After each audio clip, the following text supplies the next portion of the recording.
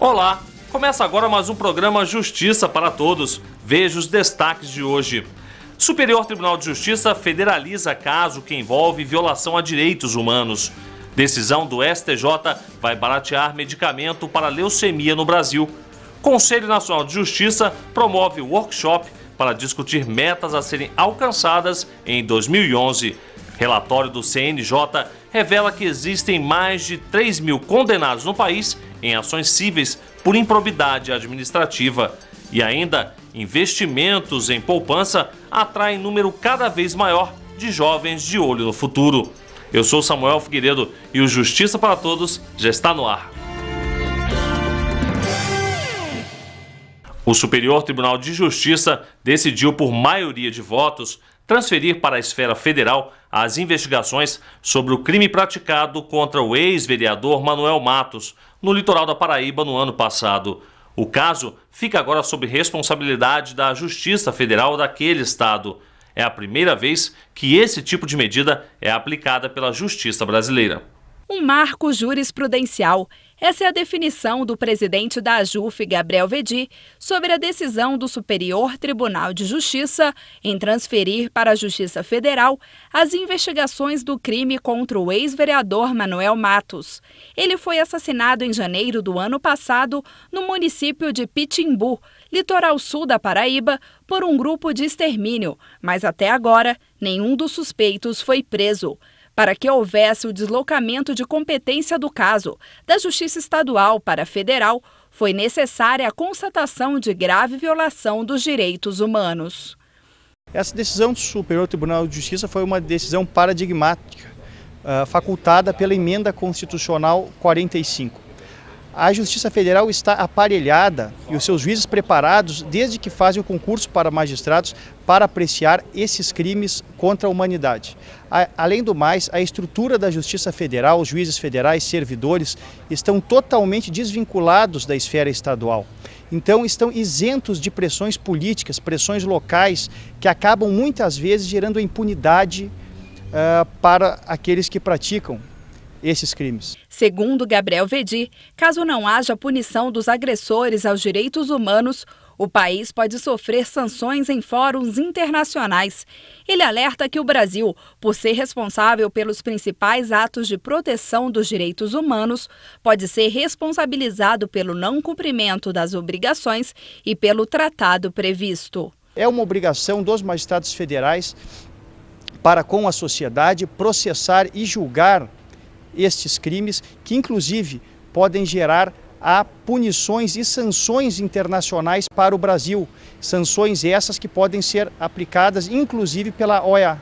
A estrutura da Justiça Federal brasileira para o julgamento contra casos que envolvem os direitos humanos pode contribuir para a celeridade do processo e também para o combate à impunidade. A Justiça Federal ela tem se pautado, como a imprensa tem demonstrado nos últimos tempos, como uma justiça que tem combatido a impunidade.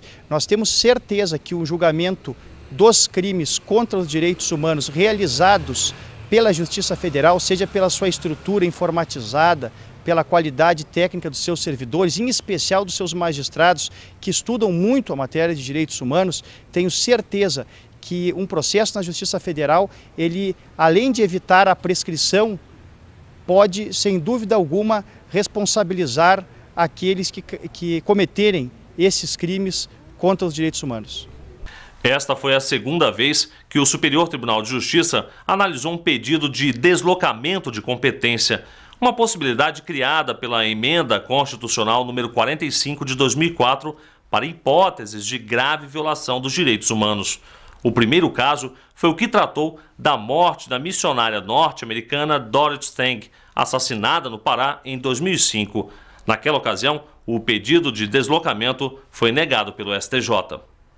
E o Superior Tribunal de Justiça decidiu abreviar a patente do laboratório encarregado de produzir o medicamento Glivec, utilizado no tratamento da leucemia. Com a decisão, o remédio, que hoje pode ultrapassar a casa dos R$10 mil, poderá ser barateado para quem precisa de tratamento.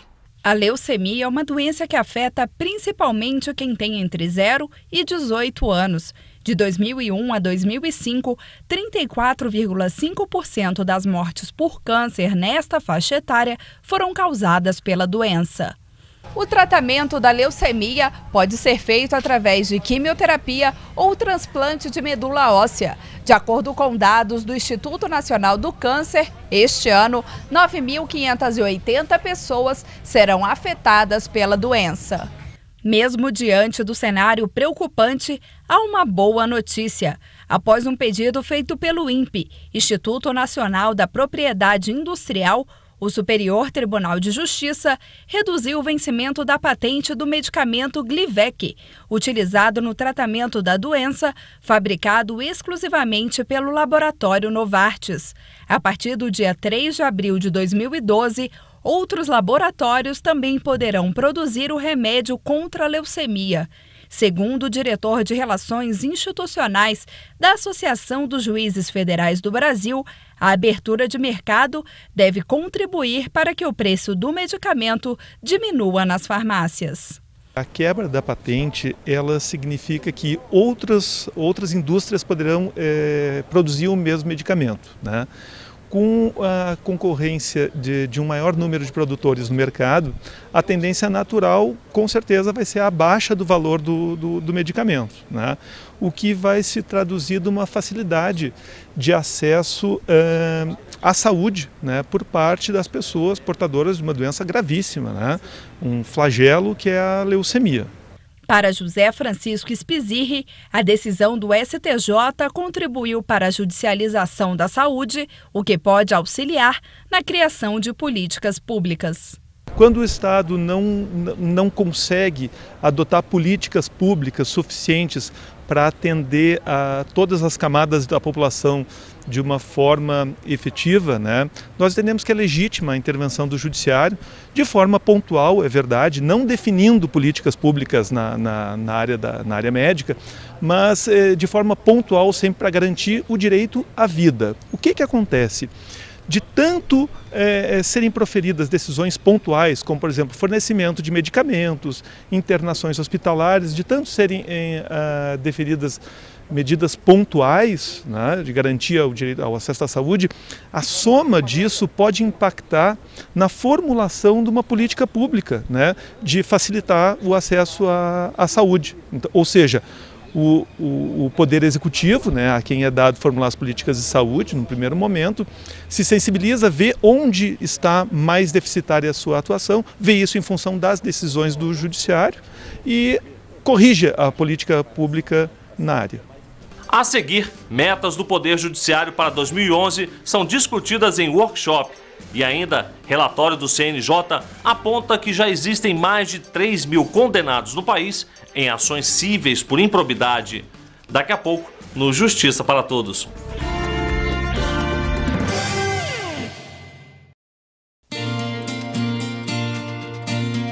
Mas é claro que o sol vai voltar amanhã.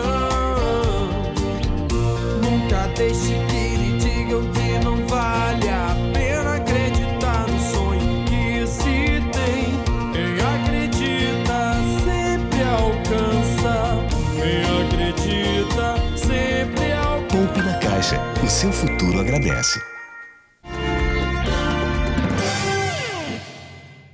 O Conselho Nacional de Justiça promoveu o terceiro workshop de gestores das metas do Poder Judiciário. O evento foi realizado para avaliar os resultados preliminares deste ano e discutir sugestões de metas a serem alcançadas em 2011. O fim do ano é marcado pela elaboração de metas prioritárias que norteiam a ação do Poder Judiciário. São 10 itens com sugestões e exigências para cumprimento nos tribunais. Eles foram estabelecidos pela primeira vez em 2008 para melhorar a gestão da justiça, com gerenciamento de rotinas de trabalho, redução de gastos e, principalmente, aumento de produtividade.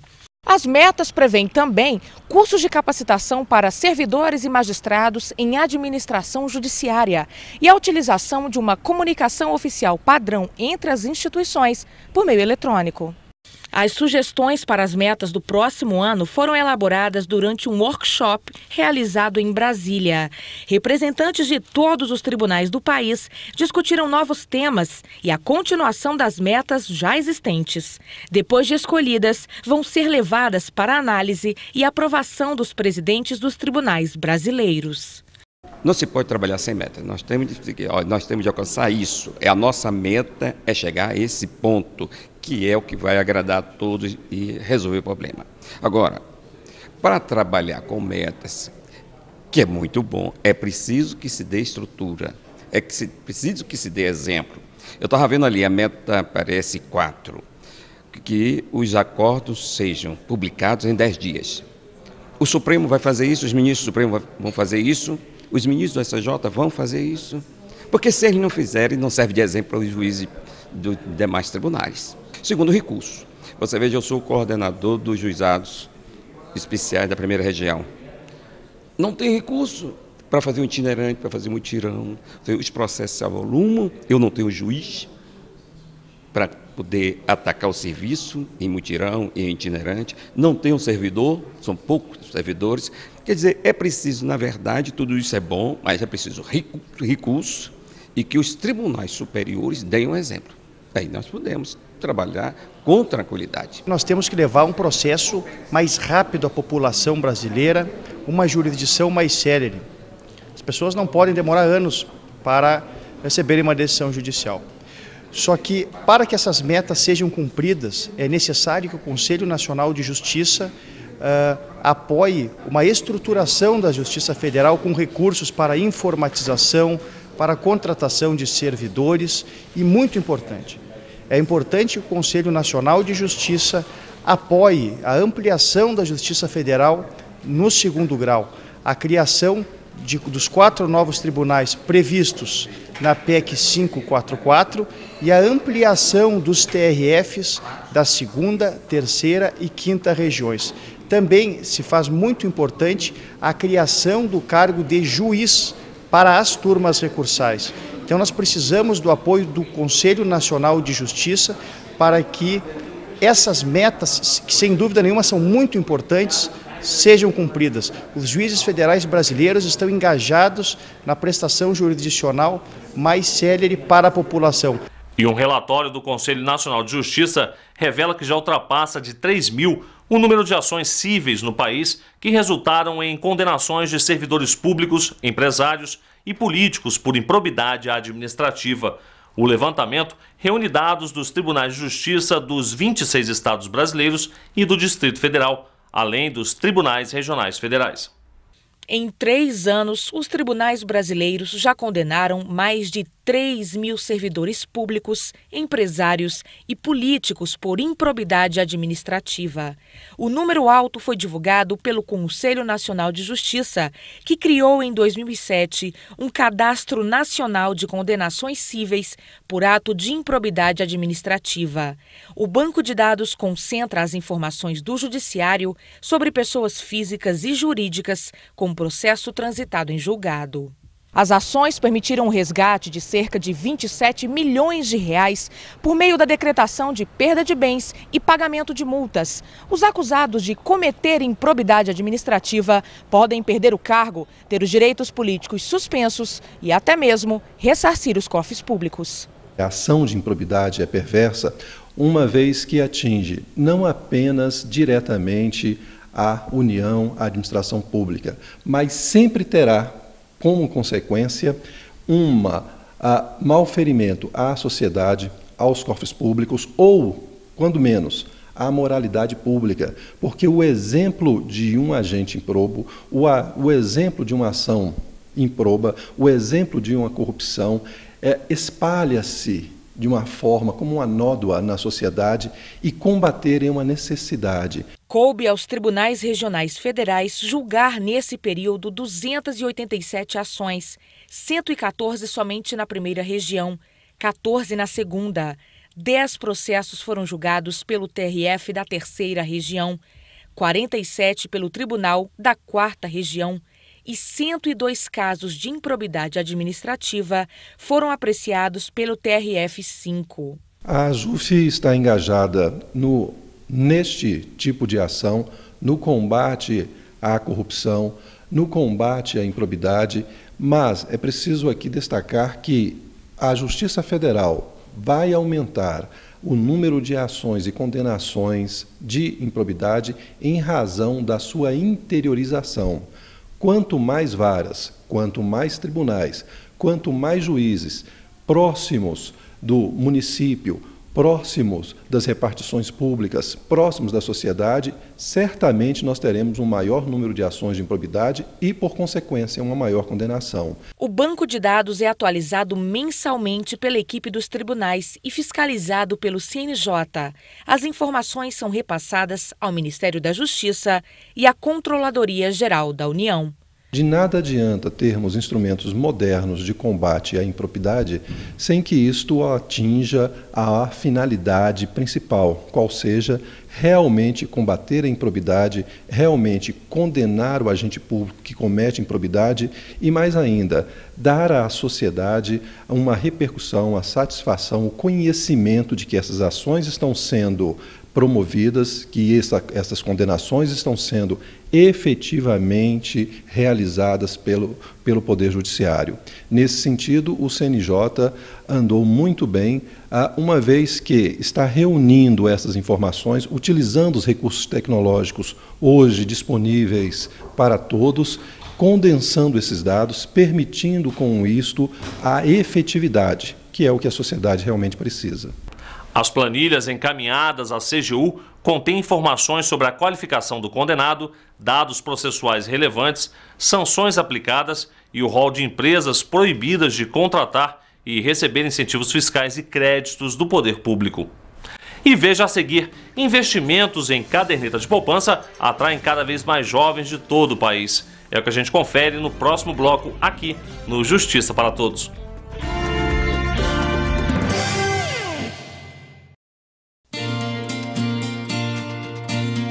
Mas é claro que o sol vai voltar amanhã.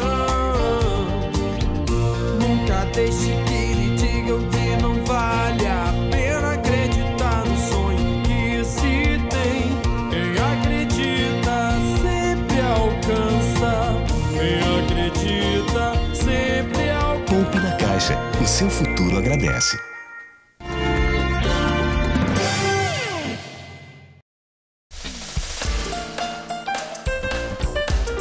Primeiro seminário do Fórum Nacional do Judiciário para Monitoramento e Resolução das Demandas de Assistência à Saúde. O evento acontece nos dias 18 e 19 de novembro em São Paulo. Outras informações pelo endereço eletrônico www.cnj.jus.br. 8º Seminário Internacional sobre Gestão Judicial. O evento, voltado para membros do Judiciário dos países das Três Américas, acontece entre os dias 28 a 30 de novembro em Brasília. Outras informações pelo endereço eletrônico www.cnj.jus.br. Primeiro Encontro Nacional sobre o Judiciário, a Mediação e a Arbitragem. O evento acontece nos dias 19 a 20 de novembro em Recife. Outras informações pelo endereço eletrônico www.ismap.com.br/Encontro Nacional Judiciário. Primeiro seminário sobre tortura e violência no sistema prisional e no sistema de cumprimento de medidas socioeducativas. O objetivo é capacitar magistrados a identificar casos de prática de tortura e suas consequências. O evento acontece nos dias 22 e 23 de novembro em Brasília. Outras informações pelo endereço eletrônico www.cnj.jus.br. Curso sobre processo judicial previdenciário em destaque nos juizados especiais federais e na Justiça Federal. O objetivo é debater os principais embates judiciais sobre os benefícios previdenciários. O evento acontece nos dias 25 e 26 de novembro em Natal. Outras informações pelo telefone 41 3023 4141. É cada vez maior o número de jovens que investem na poupança de olho nos rendimentos e principalmente no futuro. Além de ser uma aplicação segura, ela também é fácil de ser feita. Só a Caixa Econômica Federal registrou um aumento de 32% do total investido pelos brasileiros este ano em relação ao ano passado. 3 milhões de pessoas com até 21 anos. Esse é o número de jovens que investem na poupança da Caixa Econômica Federal. Campanhas que estimulam o hábito de poupar e as facilidades de movimentação e abertura do investimento servem de atrativos para os que dão os primeiros passos no mercado financeiro. Em 2004, um jovem de 14 anos que abriu a sua primeira poupança, hoje está com 20 anos. Então, quer dizer, hoje já pode estar entrando no mercado de trabalho e tendo mais recursos para poupar. Então, hoje são 3 milhões de pessoas até 21 anos de idade que têm conta na Caixa, conta de poupança. E isso é devido a 2 fatores: o aumento de renda da população e as campanhas que a Caixa tem feito de rejuvenescimento dos correntistas de poupança. A poupança tem se tornado uma aplicação muito procurada para quem quer investir. Com um rendimento de aproximadamente 7% ao ano, somente em 2010, a Caixa alcançou 9,1 bilhões de reais em captação líquida, o que representa cerca de 32% a mais do que o mesmo período de 2009. Esse rendimento de TR mais 6,17 ao ano, ele já é um rendimento líquido, não incide imposto de renda, porque às vezes a pessoa acha que está tendo um rendimento, depois tem imposto de renda, tem taxa de administração, né? Mas na poupança não, na poupança o rendimento é líquido. Então é muito simples. É simples para abrir, é simples para administrar a conta, o rendimento já é líquido, não tem que fazer conta para saber quanto está ganhando. Então, para quem está começando a sua vida financeira, é um produto bem indicado. O crescimento da poupança no país tem se dado principalmente nas regiões Norte, Nordeste e Centro-Oeste. Porém, a região Sudeste ainda tem a maior concentração de clientes com este tipo de contas, chegando a 47%. Além de ter uma população grande, tem uma renda alta, então tudo afeta. Mas na região Nordeste, hoje, o crescimento do volume de contas abertas e de saldo, o maior crescimento, não o maior saldo, o maior crescimento, a gente observa na região Nordeste, Norte e Centro-Oeste.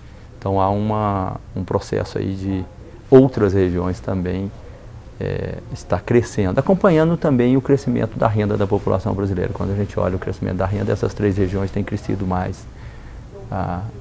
A renda da população tem crescido mais, o PIB dessas regiões tem crescido mais do que a média do país. No entanto, a poupança não serve apenas para investir o dinheiro. O recurso ainda pode ser usado para o crédito imobiliário, segmento do qual a Caixa é líder absoluta, tendo quase 76% do mercado do país. O principal fundo, além do FGTS, para adquirir casa própria, a Caixa empresta esses recursos da poupança. Então, a importância da poupança nas 2 pontas, né?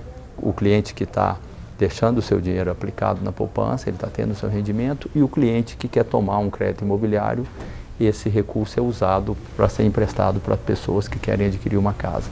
E o Justiça para Todos de hoje fica por aqui. Mas você também pode conferir o programa pela internet no site www.ajuf.org.br. Obrigado pela companhia e até o nosso próximo encontro.